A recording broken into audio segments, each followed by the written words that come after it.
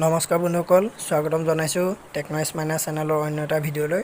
বন্ধুসকল, আজি এই ভিডিঅ'টোত আপোনালোকক দেখাম বিত্তমন্ত্ৰী ডক্টৰ হিমন্ত বিশ্ব শৰ্মা ডাঙৰীয়াই অলপতে তেওঁ যি ফেচবুক পেজ আছে, পেজত এটা ভিডিঅ' মুকলি কৰিছে অৰুণোদয় স্কিমৰ ওপৰত।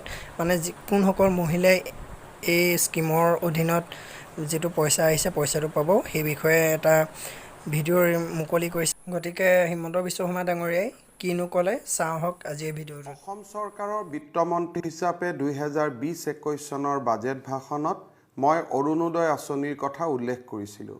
স্বাধীনতাৰ পৰৱৰ্তী কালত মোৰ দৃষ্টিত অৰুণোদয় হ'ব আটাইতকৈ বৃহৎ জনকল্যাণমূলক আঁচনি।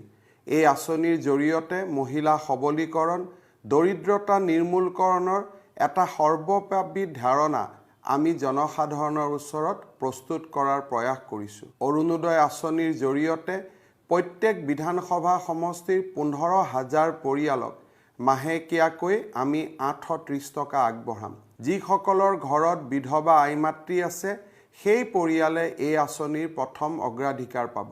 দ্বিতীয়তে, আমাৰ বহুতৰে ঘৰত দুৰ্ভাগ্যজনকভাৱে এনেকুৱা বাইদেউ ভণ্টি থাকে যিয়ে পৰিয়ালৰ বাবে সৰ্বোচ্চ ত্যাগ কৰে, কিন্তু সময়ত নিজৰ বিয়াখনতো বহিব নোৱাৰে। এনে ছোৱালী যাৰ ঘৰত থাকিব, এই আঁচনিত তেখেতসকলক অগ্ৰাধিকাৰ দিয়া হ'ব।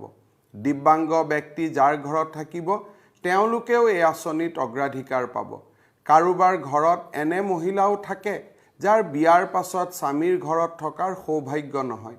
বিভিন্ন কাৰণত পিতৃ মাতৃৰ ঘৰলৈ উভতি অহা এনে দুৰ্ভগীয়া মহিলা থকা পৰিয়ালেও এই আঁচনিত অগ্ৰাধিকাৰ পাব। যি পৰিয়ালে চৰকাৰৰ দৰমহা পায়, চৰকাৰৰ পেঞ্চন পায়, তেনে পৰিয়াল এই আঁচনিত অন্তৰ্ভুক্ত নহ'ব।